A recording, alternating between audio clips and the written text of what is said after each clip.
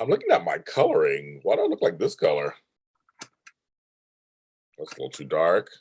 Oh, now it's better. Oh, that was weird. I had a certain hue over me. I was back again. I don't know what's going on, but I am brown, so I guess I'll be browner.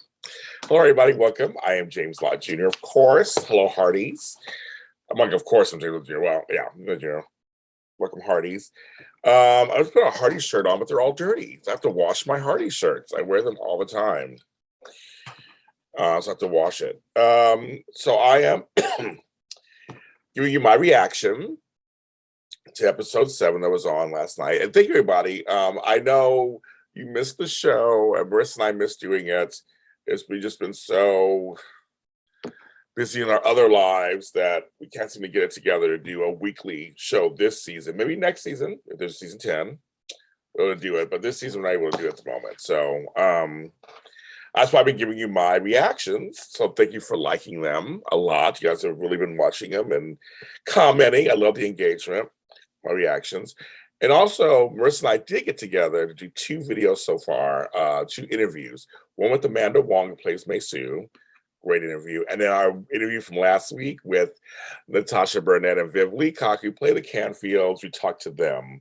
And it's a really good interview in terms of we have a different angle than most interviewers have. So I think you'll enjoy the interview in a different way. You'll see something different. We talk some different things. So those are both out here on JLJ Media, audio or video. So if you're an audio person and you're listening or want to listen, anywhere you get audio podcasts, you can find When Calls the Heart Aftershow, JLJ Media. And then here on YouTube, JLJ Media. This season, so this episode really solidified it for me. This season feels very different than last season and the season before. It feels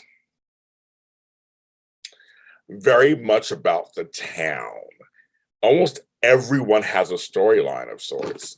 And that to me, they've always done it kind of, but I feel like there's a lot of stuff to go around that everyone's being featured. The town itself, I said it before, and I'll say it again, feels like it's a whole character unto itself. Character unto itself. It feels like this huge, for me, rebirth of the show. And I know last season especially, folks felt and I said it myself, felt very soapy and very much with the triangle, so to speak. But this season, none of that at all. It feels, I said it again also in another episode, it feels like the old time When Calls the Heart. I really enjoyed this episode a lot. There were several moments I almost cried. Well, you got a little teary-eyed in some moments. And so I'll just tell you what I've taken so far. Hickam being the mayor is a very interesting choice. And I wasn't sure how I was going to feel about it, how it's going to play out. And actually, it's a great commentary on politicians, a great commentary on what's going on even today in politicians, and people picking sides, and what type of mayor is he, and what the town needs. I mean, I would never want to run for office. That's a lot of work. But I feel like this gives you a glimpse into that it's not all fun and games. It's not all just shaking hands and kissing babies. Especially a town that's growing and having growing pains and booming. He's become the mayor at this interesting time period. We always wanted more storyline for him. And I'm sure Ben Rosenbaum is loving it. I'm sure he's loving it. The storyline for him. But it's very interesting to see everyone's reactions to him. We're hearing, especially Lee not liking him as mayor, not liking anything he's doing. And I thought that's interesting. And Molly and Florence and Ned like him as mayor. So we're seeing some divides happen already. Bill took him under his wing. I love that. And so his first kind of big thing as mayor, first you have this council put together, which is Elizabeth, Fiona, Ned, Henry, Bill, Lee, and Carson. How interesting is that? Carson now left. They replaced with Mei-Su. Fiona was out of town. They're looking for a quorum, which means you have so many people you can vote on something. Rosemary in the camera, hilarious, of course. But in fact, they decided to do this kind of Hope Valley Days to bring back the feeling of this town. And I always feel like that was also for the audience, for the Hardys. Like, let's bring it back to the town. And because I always said there's so many great characters in this town, that's what it felt like we needed to do. And with the 4 holidays, we had Thanksgiving for Elizabeth with Thanksgiving, Ned, and Hanukkah. I didn't know he was Jewish, didn't really know anything about his background. And later when he told Florence that him and his late wife, Irene, used to celebrate it, and Katie loved it. And then when she died, he kind of stopped. That's very interesting. I thought it was very heartfelt. And she was like, let's do this. And they kind of ended the show with the Hanukkah celebration. That was very cool. They added that in there. We also have Rosemary's Halloween. Her dress as Cleopatra was hilarious. Her really getting into the part, because she was a stage actress, you guys. I love that they always reference that. And Rosemary just is so, I mean, I'm just telling you, I mean, I know I have a huge crush on Pascal Hutton and Rose character Rosemary. But Rosemary is that one of the characters that can go from funny and silly to really serious and smart, and she does in this episode. Which I'll talk about later, but she has the Halloween thing. Of course, I thought he was Julius Caesar too, but Lee is actually Mark Antony. And Cleopatra makes sense now. No one gets it. It's hilarious. And May Sue did Valentine's Day, which again, thank you writers for introducing some culture other than certain cultures have been on the show so far, with the Qixi celebration, Chinese celebration of love, which decorated the saloon. Love that. There was a band playing when he was making the announcements on Bill's April Fool's Day. Hilarious. So you want to do this whole thing called Hope Valley Days, and everybody in the spirit of celebration and family and village.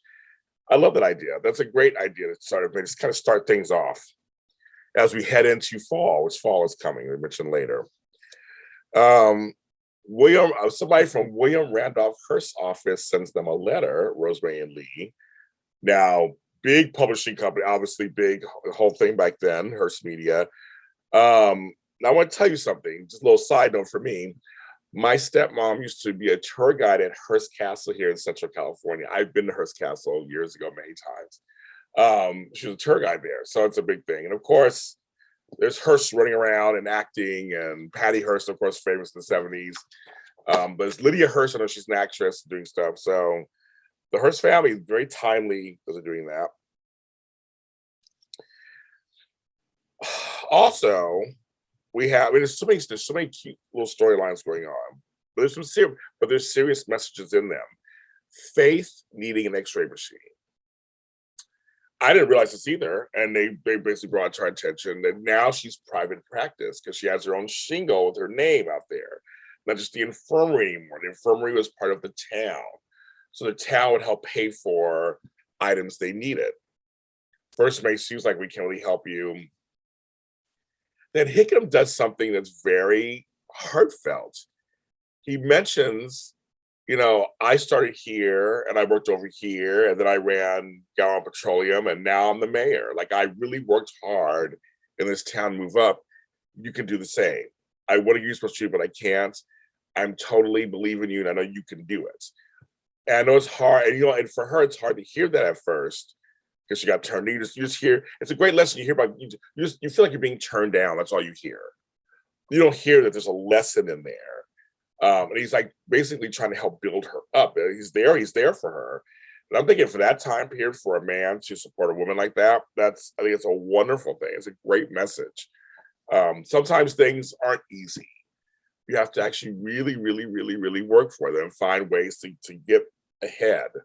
But he's supporting her, but he's like, I can't just give you special treatment, but I do support you, and I think you can do it. So I thought it was one of those things like, if you earn it yourself, it's sweeter. But she needs an X-ray machine. I think it's something that she really needs one. And later, when she's checking on Bill, it's apparent she's an X-ray machine. She can't do anything. He has to send him to Union City. And so I thought it was very interesting. And even that little moment with Molly saying, you should go. He doesn't want to go. He's being stubborn. Of course, he's Bill. And she's like, do it for me. He said maybe. He'll do it for her. But that was sweet. Apparently, the plans in San Francisco with Fiona didn't work. So Henry and Lucas are having their little close moment and trying to fix this and really fix it. Anna, who we watched grow up, is having some problems, and turns out it's just that her mother got a job, somewhere else in Bellingham, and she doesn't want to leave. She wants to stay. She got a job at the cafe. She wants to stay on her own. She wants to follow in Elizabeth's footsteps. And that made me think, wow, it is a full circle moment. Elizabeth came to town on her own to be a teacher. So I thought that was a great way to kind of circle that around to her. So I think before I get to some of the other big stories, the driving lesson, hilarious. Nathan and Elizabeth was trying to show all the different gadgets, and he's like, let Lucas do it. And they're still trying to play with this kind of comedy thing. I don't know how I feel about that yet completely, but they're trying to play with it. Like, now we make fun of each other, and we're friends. And that's just like, maybe it's good we didn't get together, and that kind of thing. Let's have Lucas do it. And I think, with the Lucas and Nathan thing, I'm actually interested in that. Because he ends up talking about Mesu with Lucas again and ends up never driving. That's kind of a funny through line, but he ends up never even starting the car. But I think it's interesting that this threesome here, so to speak, is trying to find their way. And I guess they're kind of finding, because once Lucas and Elizabeth chose each other, now it's just like, now we're just going full steam ahead. And Nathan has, and again, we got Faith and Macy looking at Nathan. So I'm like, what's going on there? Something else. A couple of the moments that really got to me. Let's see. A lot of talk about Abigail. Abigail is a major conversation, especially with the cafe. So I'll talk about that in a second. And Jeffrey Lewis comes to town, and he's completely rude. Just barges into Bill's office. Bill does his thing, knocks him out, puts him in jail. But turns out, and see, a Macy story is the one I'm really curious. They're just giving us little pieces of it. They're from Chicago, and there's 3 warrants out for her arrest. Let's see, the 3 were. Let's see. It was larceny, forgery, and spousal abandonment. Bill says they found a marriage certificate with her signature on it. And she claims that he forged it. Bill is her lawyer. He's trying to help her. Nathan is just pissed. So yeah, he likes her, obviously. He's pissed. I'm very curious about this storyline and where it's going to go further. Lucas gets a pinball machine, which I love pinball machines, but Robert goes to him for girl advice. That was very fun. As did, oh my God, what got her name all of a sudden? Allie went to Mesu, which almost was kind of like for both of them. It was advice to them, but also advice to themselves. Like kind of thing you say it out loud, kind of thing to yourself. Then there's this little storyline that happened today for the Canfields. Hits so close to home for me as a person of color, as a Black person and a person of color. We're talking 100 years later. They want to get buy out Abigail's half of the cafe, and Bill's like, sure, and we can run it together. We can own it together. It's fine. They have no problem with that. They have to go get a loan. I love that they pray on it first. That's because that's what they would do. And there's some nervousness. We learn a little more about the Canfields again. We learn that they come from 2 different families, where her family was well respected, apparently. So obviously he's from the wrong side of the tracks, as they say. But they want to go, and they go off to the bank. The scene that really just triggered me a little bit and got to me a little bit was when Joseph comes back in and returns the keys, and Lisa and he says we didn't get the loan. And Lee and Rosemary are sitting there, and Lee looks at him and he's like, I understand why. And Joseph just gives him a look. It was, I thought that was beautifully done. It didn't need to be said. It was said right there. Oh, just because you missed it, because he's black. I was going to say that. It was just because you missed that, because he was black and he get the loan. Or back then, Negro or colored, whatever words they're using back then. And stronger words, I won't say. But the fact that he didn't even have to say it, he just gave the nod, and they understood why they didn't get. Everybody understood. Everybody in the room understood why they didn't get the loan.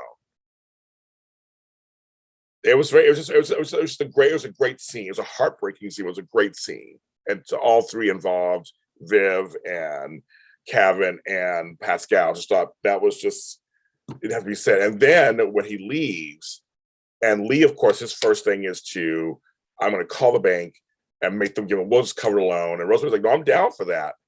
But Rosemary, again, she goes from silly and fun to serious. She's like, should you talk to Joseph about it first?